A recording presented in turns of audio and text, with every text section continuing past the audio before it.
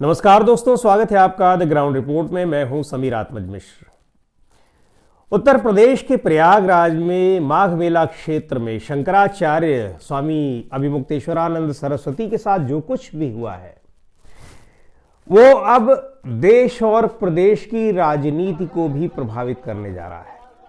उसका कारण यह है कि सरकार के ऊपर जिस तरीके से आक्षेप लग रहे हैं, जिला प्रशासन उनके साथ माघ मेला प्रशासन जिस तरीके से बर्ताव कर रहा है, एक नोटिस का जवाब देने के बाद जिस तरह से दूसरा नोटिस उनको जारी कर दिया गया है, और यह नोटिस जारी कर दिया गया है कि आपको मेला क्षेत्र से हमेशा के लिए प्रतिबंधित क्यों न कर दिया जाए। शंकराचार्य के लिए, वो शंकराचार्य जो देश में सनातन धर्म की व्यवस्था के बारे में वो एक निर्देश जारी करते हैं, जो एक अनुशासन तय करते हैं, उन शंकराचार्य से ये सरकार के अधिकारी कह रहे हैं कि माघ मेला क्षेत्र से आपको हमेशा के लिए प्रतिबंधित कर दिया जाए। किया जाएगा, क्यों न किया जाए, ये नोटिस उनको दे रहे हैं। इससे पहले उनको नोटिस दिया गया कि आप शंकराचार्य हैं, इस बात का आप प्रमाण दीजिए। शंकराचार्य के बारे में उनको नहीं पता कि ये शंकराचार्य है कि नहीं है, उनको ये प्रमाण चाहिए, और यही प्रशासन उनको अलॉट कर रहा है शंकराचार्य के नाम से जमीन। अचानक उनको ये पता लगता है कि ये शंकराचार्य है कि नहीं, यानी उनके ऊपर संदेह, आशंका। दरअसल ये पूरा मामला जो है वो राजनीतिक रूप से प्रेरित है। खुद शंकराचार्य भी कह रहे हैं।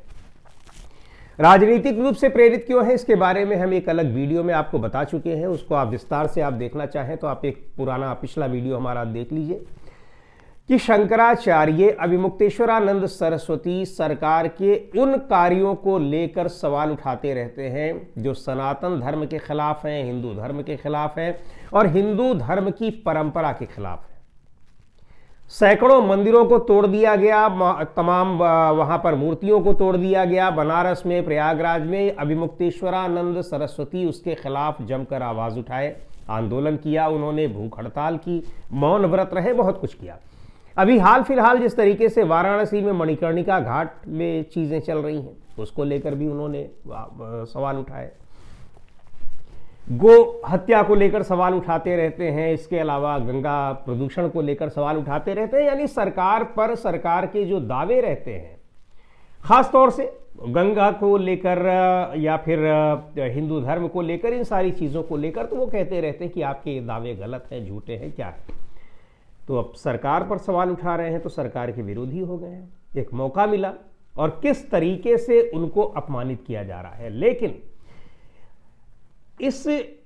कल दो घटनाएं होती हैं, दो बड़े महत्वपूर्ण बयान आते हैं। एक बयान आता है मुख्यमंत्री योगी आदित्यनाथ का बयान। हरियाणा में थे वो, वहां बात कर रहे थे और उनका यह कहना था कि कालनेमी की तरह कुछ राक्षस लोग होते हैं जो साधु संत का वेश धर लेते हैं, लेकिन उनके आचरण साधु संत के नहीं होते। कालनेमी राक्षस का नाम आपने सुना ही होगा। मारीच, रावण के मामा जी जो थे, उनके बेटे थे कालनेमी। रामचरितमानस में उनका प्रसंग आया हुआ है।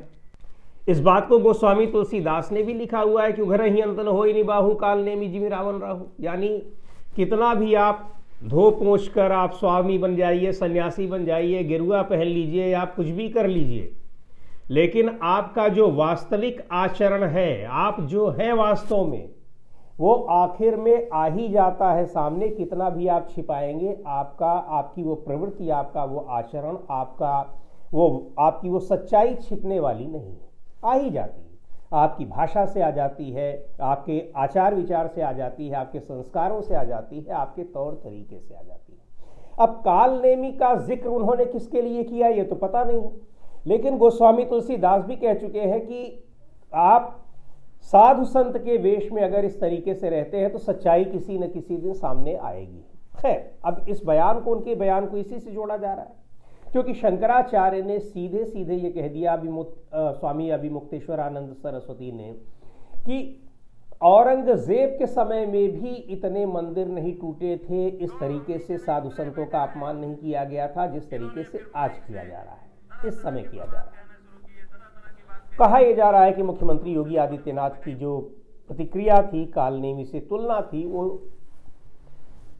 शंकराचार्य अभिमुक्तेश्वरानंद के लिए थी। अब किसके लिए थी किसके लिए नहीं, अब या तो योगी जी बताएं या फिर कैसे पता लगेगा, वही बताएंगे तभी पता लगेगा, दूसरा कोई तो बता नहीं पाएगा। लेकिन समीकरण जो सूत्र जोड़े जा रहे हैं वो उन्हीं से जोड़े जा रहे हैं। दूसरा एक बड़ा महत्वपूर्ण बयान आता है डिप्टी सीएम केशव प्रसाद मौर्य का। डिप्टी सीएम से पूछा गया, उन्होंने कहा कि पहली बात तो मैं उनके चरणों में प्रणाम करता हूं बड़े आदर के साथ, और उन्होंने कहा कि जो कुछ भी हुआ है अगर ये गलत है, उनका अपमान नहीं होना चाहिए, साधु संतों का हम लोग सम्मान करते हैं, और मैं उनसे आग्रह करूंगा कि वो क्षमा करके और स्नान करें। क्या पूज्य शंकराचार्य जी के चरणों में प्रणाम है, वो बढ़िया स्नान करें, उनसे प्रार्थना है और यह विषय का समापन करें, ऐसे आग्रह। इस बयान से पहले भी भारतीय जनता पार्टी के कई नेताओं ने इस कृत्य की निंदा की। बड़े नेताओं ने तो नहीं की, लेकिन कई छोटे नेताओं ने, सुनील भराला एक है जो दर्जा प्राप्त मंत्री रहे हैं, उन्होंने वीडियो बयान जारी करके इस बात को कहा।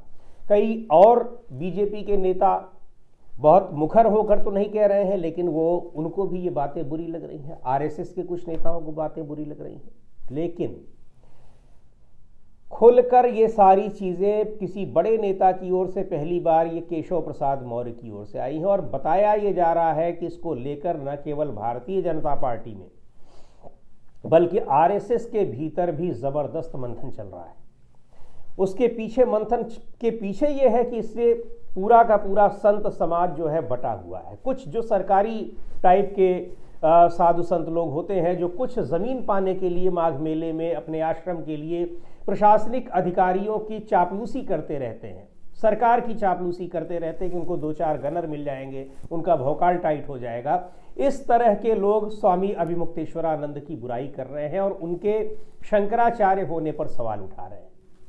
दूसरी ओर बड़ी संख्या में, और सबसे बड़ी बात यह कि 4 पीठ होती हैं शंकराचार्य के, और 4 में से 4 के चारों, एक तो खुद अभिमुक्तेश्वरानंद है, बाकी 3 अन्य पीठ के शंकराचार्य खुलकर उनके समर्थन में दिखाई पड़ रहे हैं। तो अब इसका जो पूरा संदेश जा रहा है, उसको लेकर भारतीय जनता पार्टी के भीतर और आरएसएस के भीतर भी जबरदस्त मंथन चल रहा है, दबाव बनाया जा रहा है। प्रधानमंत्री नरेंद्र मोदी का अभी तक कोई बयान इस पर नहीं आया है, उनका बयान खैर आएगा भी नहीं, क्योंकि इस तरह की चीज़ों पे बयान नहीं आता है।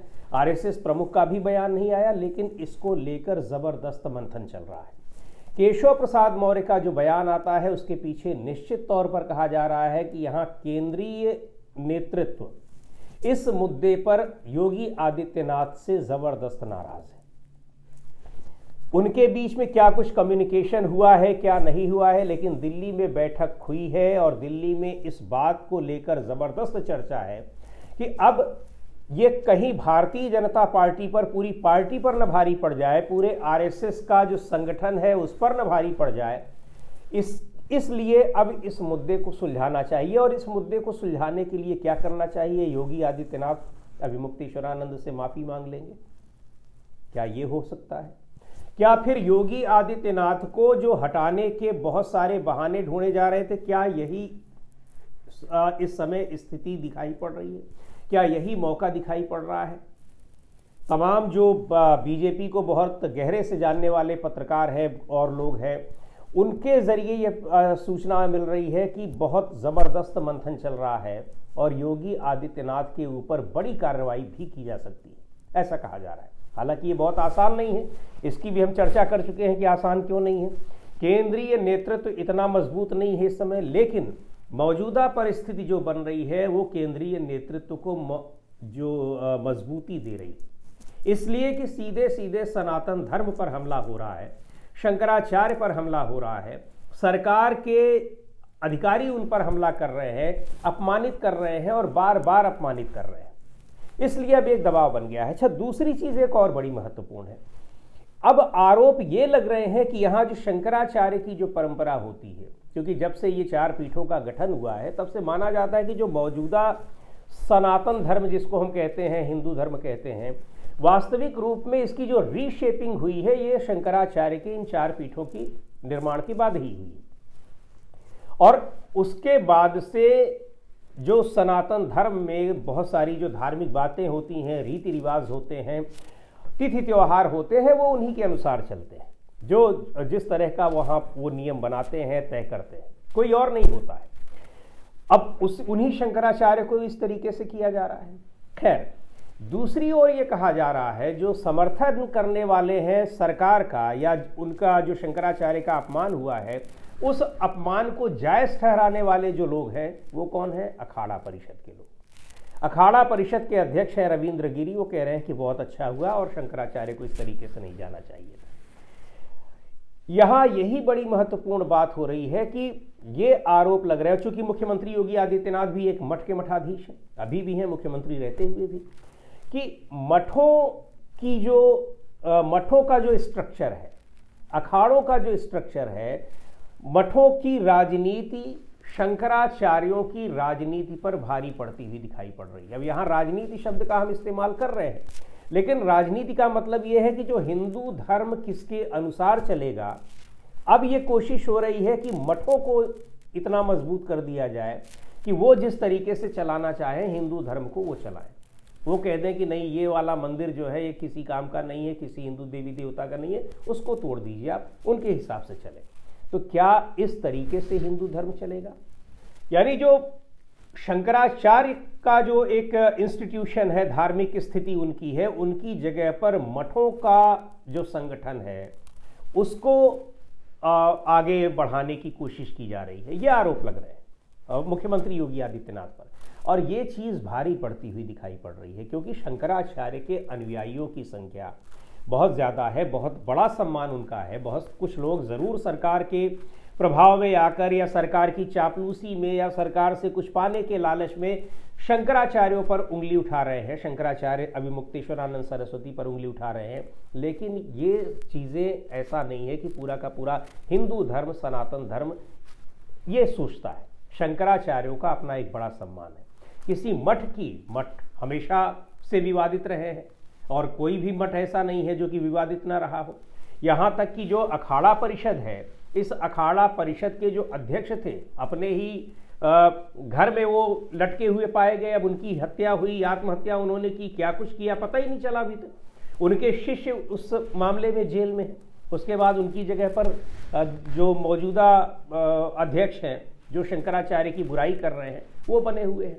तो ये सारी चीज़ें ये दिखा रही हैं कि भारतीय जनता पार्टी के भीतर ज़बरदस्त उद्वेलन चल रहा है, और इसकी वजह से क्या योगी आदित्यनाथ पर कोई बड़ी कार्रवाई हो सकती है, क्योंकि उसकी संभावना बहुत दिखाई पड़ रही है। इसलिए दिखाई पड़ रही है कि केंद्रीय नेतृत्व करना तो बहुत दिन से चाह रहा था, कोई मौका उसे दिखाई नहीं पड़ रहा था, मिल नहीं पा रहा था।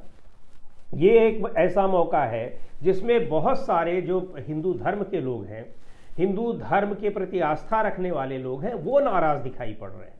सोशल मीडिया को आप देख लीजिए, सोशल मीडिया में तमाम बड़े बीजेपी के जो समर्थक हैं, यहाँ तक कि मुख्यमंत्री योगी आदित्यनाथ के तमाम समर्थक ऐसे हैं जो इस मामले में सरकार को घेर रहे हैं, सरकार पर सवालिया निशान लगा रहे हैं, और जो कार्रवाई जिस तरीके की प्रशासन ने की है उस कार्रवाई को लेकर बहुत सारे सवाल उठा रहे हैं।